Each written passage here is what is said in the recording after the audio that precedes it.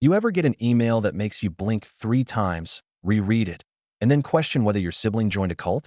That was me, opening my brother's wedding invite. I thought I was being pranked, until the fallout turned into the kind of family drama that even Netflix wouldn't greenlight. But oh, it gets worse. My brother sent me an invitation that felt more like a ransom note than anything else. I sat on my couch, blinking at my laptop screen, thinking maybe I was hallucinating.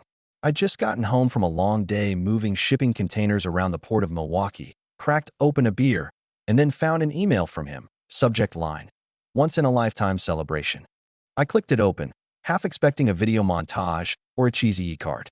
Instead, there it was, a golden background, some swirly cursive font, and this opening line: Dear Ray, we are thrilled to invite you to the exclusive destination wedding of Bryce and Sienna in breathtaking Santorini, Greece. I stared at it for a second, then kept reading, thinking, all right, sure, Bryce has always been flashy. The guy wore a Gucci tracksuit to our grandma's funeral and once gave a toast at Thanksgiving about his crypto portfolio. So, a wedding in Santorini? Not totally out of character. But then I hit the paragraph that made me do a full double take. I even refreshed the page like maybe the numbers would change. To ensure an unforgettable experience, we have created a luxury wedding package available to all attendees. For just $83,500 per person, guests will enjoy 2 nights at the Caldera Jewel Estate, a private catamaran cruise with gourmet dining, custom live performances, a firework finale, and unlimited artisan cocktails. Please note that airfare is not included. Guests are also required to sign a confidentiality agreement prior to attending. We can't wait to celebrate with you. RSVP by September 1st. I read it again, then again, and one more time just to make sure I wasn't reading a pitch for a luxury scam cruise. $83,000 for a 2-day wedding with no flight and an NDA? I sat there laughing until I realized he was serious. Dead serious. No punchline. No prank. Just insanity in formal font. I called my younger sister Melody before I even finished the last sentence. She picked up on the second ring and didn't even say hello. Just launched right in like she knew why I was calling. Oh my God, Ray, did you get that email too? Her voice was already halfway between furious and hysterical. Mel, I said, holding in laughter. Tell me this isn't real. Tell me this is some deranged marketing gimmick. It's very real. I texted Mom already. She's trying to process it. Dad's in the garage muttering about financial fraud. $83,500. I repeated, like saying it again would help it make more sense. I could buy a truck, pay off my credit cards, and take a month off work for that. And you still wouldn't need to sign a damn NDA, she snapped. What the hell is even going to happen at this wedding that needs legal protection? I don't know, I muttered. Unless there's a live tiger sacrifice or they're summoning a Greek god, I'm not signing Jack. Melody laughed, then groaned. I love him, but Bryce has officially lost his mind. Or maybe Sienna finally finished the job. Our parents were next. I called Mom first. She was quieter than usual. I could tell she was trying to be diplomatic, trying to rationalize the absurd. I know it's a lot, sweetheart, she said slowly, like choosing each word carefully. But this is Bryce's vision. He wants everything to be perfect. Mom, his vision costs more than some people's houses. And he expects us to pay for it. He says it'll be an experience we'll never forget. I snorted. Yeah, probably because we'll be repaying the credit card debt until we die. She didn't argue, just sighed. Dad's not on board, she admitted. He said he's not paying that kind of money for a party. That's not a party. That's a financial mugging in formal wear, I said. Later that night, our extended family group chat lit up like wildfire. My cousin Felix was the first to throw gasoline on the flames. He dropped a screenshot of the invite with the caption, "Just check my savings. I'm $82,950 short. Who's in?" From there, it was open season. My Uncle Vic asked if there was a payment plan with 0 interest and free therapy. Aunt Donna called it delusional. Even Grandma chimed in with, "I won't be attending. But please send pictures of the fireworks." She's 92 and lives in a recliner, so her sarcasm carried extra weight. Melody was in rare form. I could fly to Rome, eat pasta for a week, and still spend less than this disaster. Then Bryce jumped into the group chat with all the tact of a Molotov cocktail. If you all truly cared about me, you'd make the effort. This isn't just a party. It's a once-in-a-lifetime celebration of love. Don't make this about money. Make it about family. Melody replied first. Then why are you charging your family more than the average salary in Nebraska? Cousin Felix added. Are we family or investors in your ego? Uncle Vic finished it off with, does the NDA come with a complimentary lobotomy? Bryce didn't respond after that. I closed the group chat and stared at my phone. I had a headache forming at the base of my skull. This wasn't a wedding. This was a stress grenade lobbed straight into the middle of our family. The morning after the group chat imploded, I figured people would cool down. I was wrong. When I checked my phone, I had 64 unread messages, all from the same cursed family thread. Melody had posted a poll sometime around midnight, titled, "How many kidneys would you sell to attend Bryce and Sienna's wedding?" The options ranged from just one to who needs both eyes. Felix had already voted for "Can I trade my car?" Then, a message popped up from Bryce himself. "If any of you can't be supportive, please don't bother responding. This is a celebration of love, not a time for negativity." That little note didn't land well. Uncle Vic replied in under 10 seconds. "Negativity? You're charging people like it's a Super Bowl VIP box." Cousin Felix followed with, "I was supportive until the invoice came." Then Sienna jumped in for the first time. I hadn't even realized she was in the group chat until her message showed up. It was 5 paragraphs long, formatted like a corporate email. "We kindly ask that all family members respect our wishes and understand the cost reflects a once-in-a-lifetime curated experience. We have spent over a year planning every detail. If you're unable or unwilling to participate, we wish you well from afar." There was a pause after that. About 10 minutes of silence. Then Melody sent one sentence. "Did you just call your wedding curated like it's an art gallery?" After that, people started backing out publicly. My cousin Jade said she wouldn't be attending and would be sending a card instead. Uncle Vic said he'd donate his RSVP to science. My mom texted me privately and said Dad officially refused to go and called the whole thing a monument to narcissism. Later that evening, my phone rang. It was Bryce. Against my better judgment, I picked up. He didn't say hello. Didn't even give me a second to breathe. "I can't believe this," he started. His voice was tight, angry, full of that self-righteous fire he always got when people didn't play along with his plans. "You're my brother, Ray. You're supposed to be there. Why are you sabotaging this?" "Sabotaging?" I asked, trying not to laugh. "Because I'm not taking out a loan to attend your wedding? You make good money. Don't pretend you can't afford it," he snapped. "Yeah, I make decent money," I said. "But not throw 80 grand attitude of wedding money. That's not real-life money, Bryce. I sold an app to Google money." He went quiet for a second, then tried a different angle. "This is the most important day of my life. I thought you'd want to be part of it. If it was just about being there, I'd book a regular hotel, bring a gift, and call it a day," I said. "But you're not inviting us to a wedding. You're selling a luxury event package with a legal gag order. You're twisting it," he said, his voice rising. "It's not about the money." "Then why are you charging me more than my car's worth?" I asked. "You want honesty? Fine. You're throwing a party you can't afford, pretending it's for love, and trying to make the rest of us pay for the fantasy." He hung up. 15 minutes later, I got a message from Sienna. It was twice as long as her message in the group chat, filled with passive-aggressive barbs. She said I was disrespectful, that I'd hurt Bryce deeply, and that my negative energy was affecting the entire planning process. She ended it with, "We hope you find peace in your own life, since you clearly don't want others to be happy." I didn't respond. I just sent a screenshot to Melody, who replied with 3 fire emojis, and she's officially lost the plot. The next day, the guest list leaked. Not to the public or anything, but someone, probably one of the angry cousins, forwarded a copy of the official list from the wedding planner's confirmation email. Originally, Bryce and Sienna claimed 150 guests were confirmed. Now, barely 58. Gone were half the cousins. Gone were our parents. Gone were Bryce's college friends, and even some of Sienna's sorority sisters. The only people left were Bryce's old business contacts and a few influencers Sienna had worked with during her brief stint as a travel blogger. Then Melody called. "You're going to love this," she said, practically breathless. "What now?" The decorators dropped out. "You're kidding." "Nope. Apparently, they didn't get their full deposit and they're not returning. That includes the floral designers and the lighting crew." I nearly dropped my coffee. Wait, they didn't pay the vendors. They paid a portion, but they're behind on the rest. And get this, Sienna tried to tell them they'd get exposure from the wedding photos.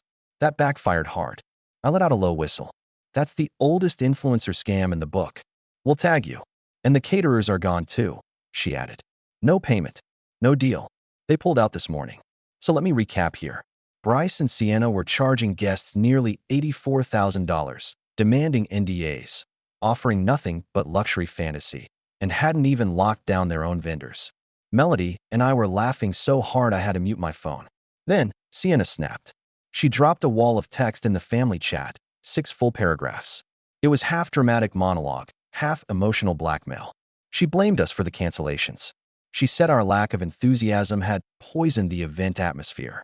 She called us selfish, bitter, and small-minded. Said we were sabotaging what was supposed to be the happiest weekend of her life. Then came the final line. I'll never forget it. If you truly cared about us, you'd support us without question. But since that clearly isn't the case, we'll be moving forward with only those who believe in our love. Uncle Vic replied instantly. Or maybe the vendors left because you didn't pay them. He was removed from the group chat less than a minute later. By the end of the week, people were dropping out faster than confetti at a parade. Melody announced she wouldn't be attending and told Bryce directly, "No one needs to mortgage their future to validate your wedding." Cousin Felix said, "I'd rather throw a party in my garage and eat gas station cupcakes." Even my aunt, usually Switzerland in every family drama, said, "I wish you both well, but I'm not bankrupting myself for a 2-day photo shoot." Then came the big moment. Bryce called me again. He sounded different this time. Less rage, more desperation. "I'll pay for you," he said, cutting right to the point. "Everything. Flight, hotel, all of it. I just want you there." "Even with the NDA?" I asked. "Yes," he said. "That's non-negotiable." I almost laughed. "So you're willing to spend thousands just to have your brother at your wedding, but still want him legally silenced?" There was a long pause. "It's about appearances, Ray," he said. "This whole thing is unraveling. I need people there. Mom and Dad aren't coming. I can't have empty seats." There it was. It wasn't about family. It was about optics. "You made this about money," I told him. "You turned your wedding into a luxury spectacle and forgot the people who actually cared. Now you're left with influencers and wine reps." "You don't get it," he said bitterly. "You're right," I said. "I really, really don't." Then I hung up. And just like that, the disaster was locked in motion. 3 days after that call from Bryce, the silence became deafening, and that was the first real warning sign. No messages, no updates, not a single defensive speech in the family chat. That chat had been a circus for weeks, filled with passive-aggressive rants and unsubtle guilt trips, but now it was just quiet. That kind of quiet doesn't happen in my family unless someone's plotting something, or something just went completely sideways. I should have known it was the second one. Around noon, Melody called me, already halfway into laughter. "Ray, you won't believe it. The yacht's out." I blinked. "What yacht?" She snorted. "The yacht. The one they promised for the wedding cruise. Gone. Cancelled. The company pulled out because the contract was underfunded." I leaned back in my chair, trying to picture the absurdity. "You're telling me they lost the damn yacht?" "Gone like it never existed," she said. "Apparently Sienna promised a second payment that never came. Now they're saying they won't deal with her again. So let's recap. No caterers. No decorators. No floral team. And now no yacht." At this point, the wedding was a Pinterest board held together by delusion and unpaid invoices. But it didn't stop there. Later that night, I got a call from Aunt Deborah. She whispered like she was reporting from a war zone. "You will not believe what's happening now," she said. "The hotel is threatening to cancel." I sat up immediately. "Wait, what hotel?" "The estate villa where the wedding's supposed to take place. The Caldera Jewel Place. Apparently, they didn't pay the full balance. Only a third was deposited. And now with all the guest cancellations, the hotel is pulling out." I rubbed my face, feeling the weight of the absurdity hit me all at once. "So you're telling me the entire venue might vanish next?" "It's about to," she said. "They have 48 hours to pay in full or the contract's void." The fact that they hadn't even paid for the main venue, the literal heart of the whole wedding, was unreal. But somehow, I wasn't even surprised anymore. This entire event had started as a tone-deaf luxury circus, and now it was just flaming garbage rolling downhill. Later that same night, I was brushing my teeth when my phone pinged again. It was a message from Bryce. "I need help," it read. I stared at it for a long minute before responding. "What kind of help?" He replied almost instantly. "We need a backup venue. Know anyone?" That actually made me laugh out loud. He was asking me, the guy he called selfish and deadweight, to help him salvage the mess he built? "Let me guess," I typed back. "One with an open bar, a view of the Aegean Sea, and a debt forgiveness plan?" He didn't answer, but someone else did. Sienna dropped into the group chat again around 2 a.m. and absolutely lost it. Her message was in full caps, riddled with spelling errors, and read like a spoiled princess having a meltdown in a reality show confessional. This is unacceptable. How dare people cancel? You're all ruining my dream. We deserve better than this. You all are selfish and small and mean. Then another message followed. If you had just said yes from the start, none of this would be happening. We're losing everything because of you. No one replied. Not one message for almost 20 minutes. Then, of course, Uncle Vic dropped the final blow. Or maybe vendors cancel when they don't get paid. Just a thought. He was removed from the chat again. For the second time. The following morning, the chat was chaos again. Melody forwarded me a screenshot from a mutual cousin. The wedding planner had officially quit.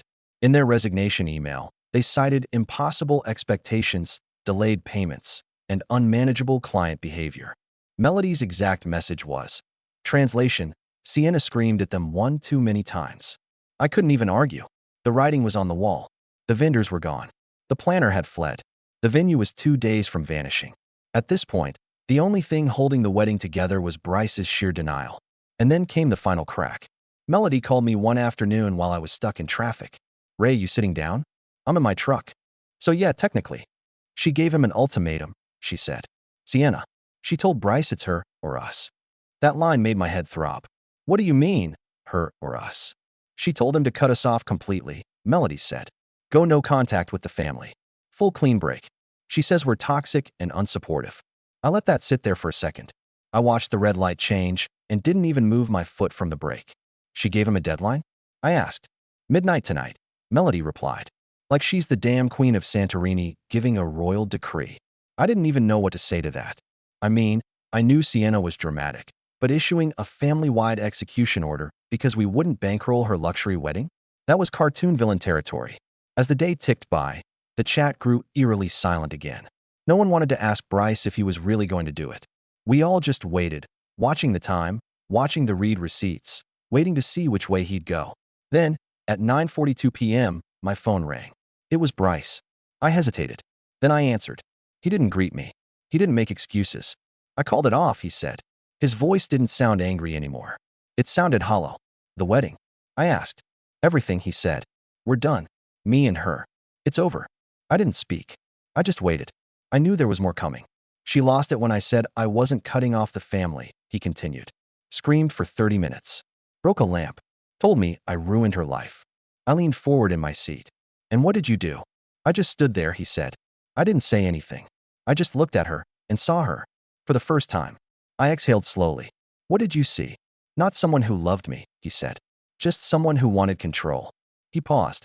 Then added. She told me I was walking away from the best thing I'd ever have. And what did you say? I told her she might be right, he said. But I'd rather lose her than lose myself. That line hit hard. For the first time in months, Bryce sounded human again. No bravado, no ego. Just a guy standing in the middle of the wreckage, realizing what he almost became. I'm at a motel near Birmingham, he said. I've got my suitcase, my passport, and no idea what happens next. Come home, I said. He didn't respond for a second. Then he let out a broken laugh. Yeah, he whispered. Yeah, maybe I will. I thought that was the end of it, honestly. After Bryce called off the wedding and walked away from Sienna, things felt still for the first time in weeks. No new rants. No weird messages. No invoices. Just silence. The kind of silence that creeps in after a long storm has finally run out of sky. 2 weeks later, Bryce came home.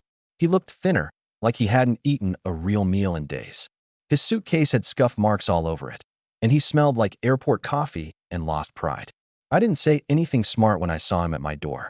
I just opened it and stepped aside. Welcome back, I told him. He nodded without looking me in the eye. Thanks, man. He dropped his bag next to my bookshelf and stood there like he didn't know how to exist in regular air anymore. I offered him a drink. He said water would be good. Later that night, we went to Mom and Dad's for dinner. Melody showed up with that sly smirk on her face, like she'd been waiting for this moment and already had 3 zingers loaded. Look who finally escaped the luxury compound, she said as he walked in. Bryce winced but smiled. Yeah, they revoked my VIP wristband. Even Dad cracked a smile. That's how I knew we were beginning to heal. Not fixed, but patched enough to sit in the same room again without throwing cutlery. For the first few weeks, Bryce didn't talk much. He mostly listened.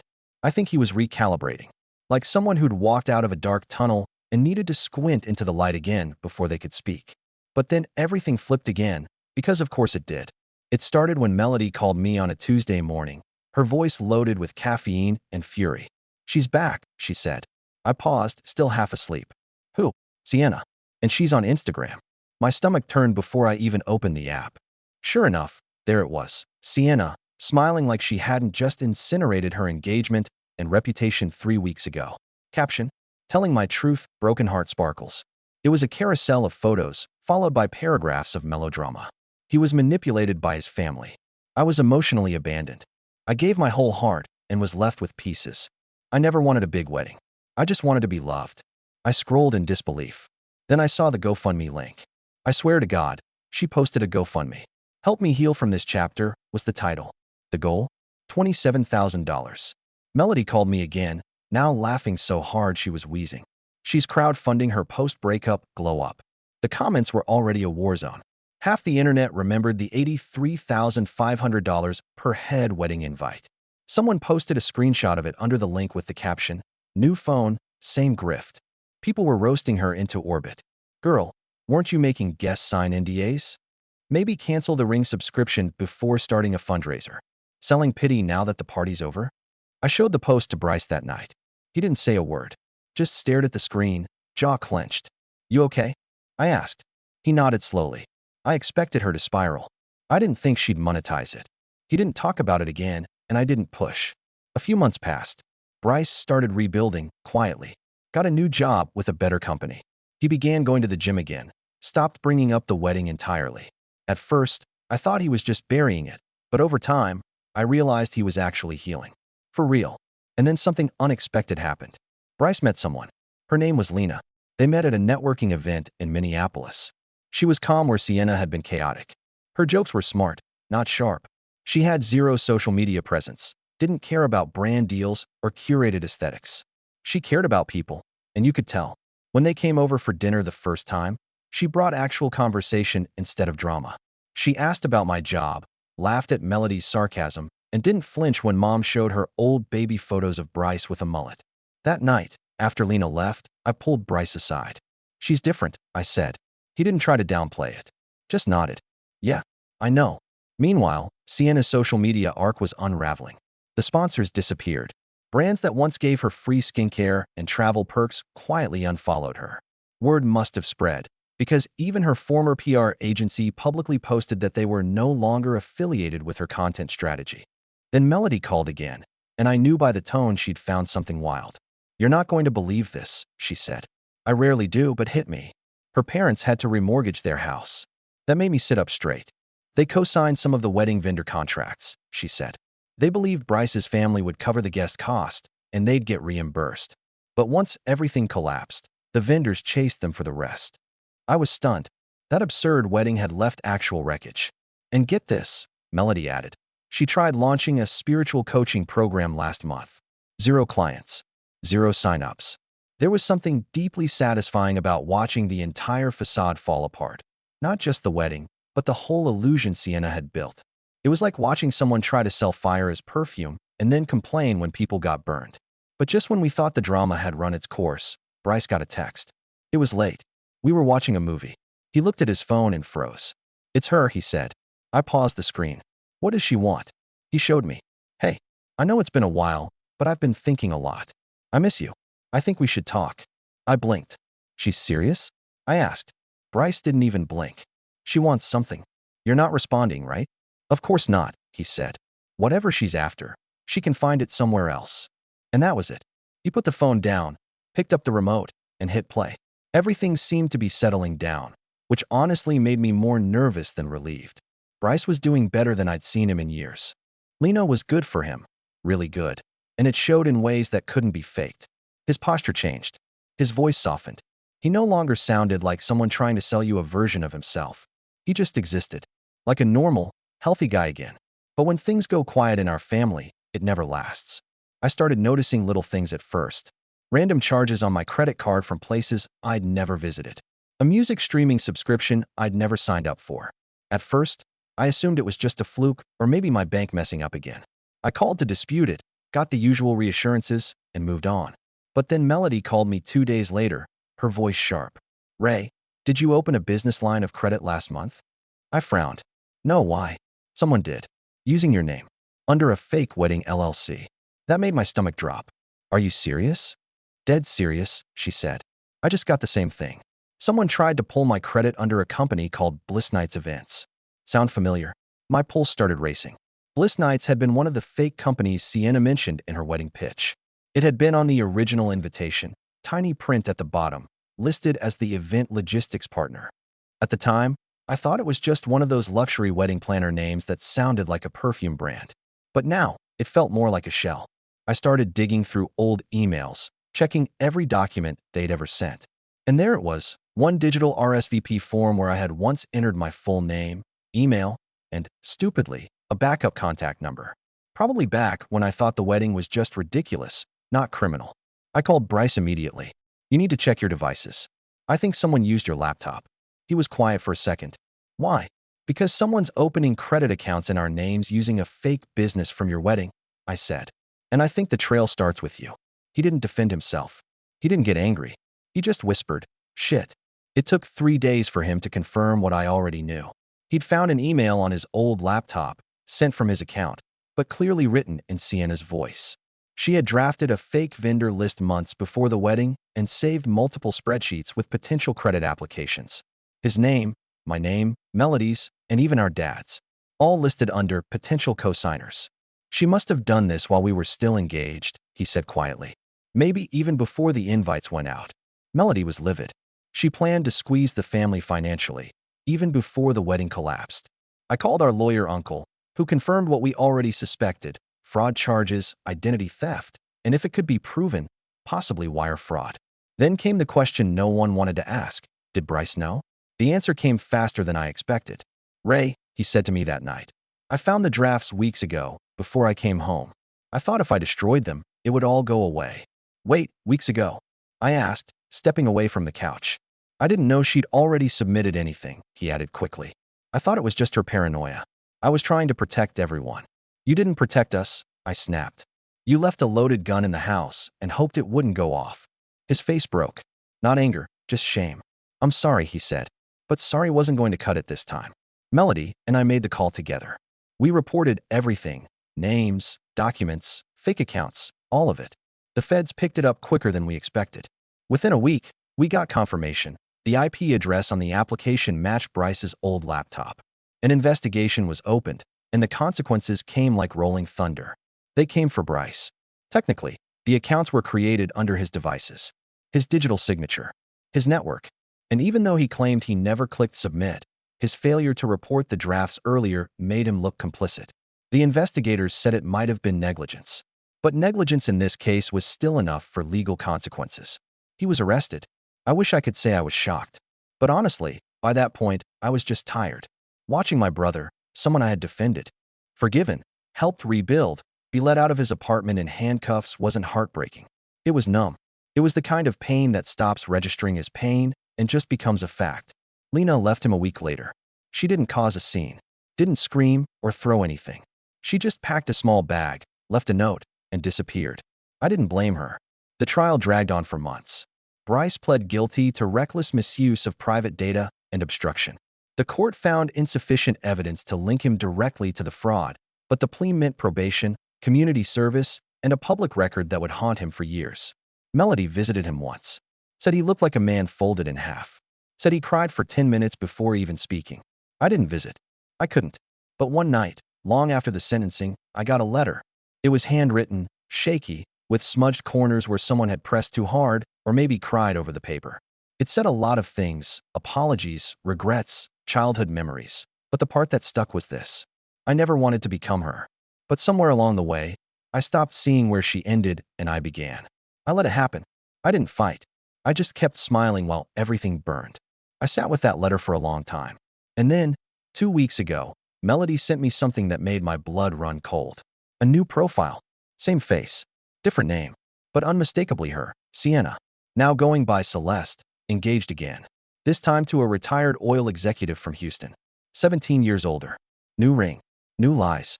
I showed it to Bryce. He didn't say a word. Just stared for a while. Then slid the phone back across the table. She'll keep doing it, he said, until someone stops her. But this time, it wouldn't be us.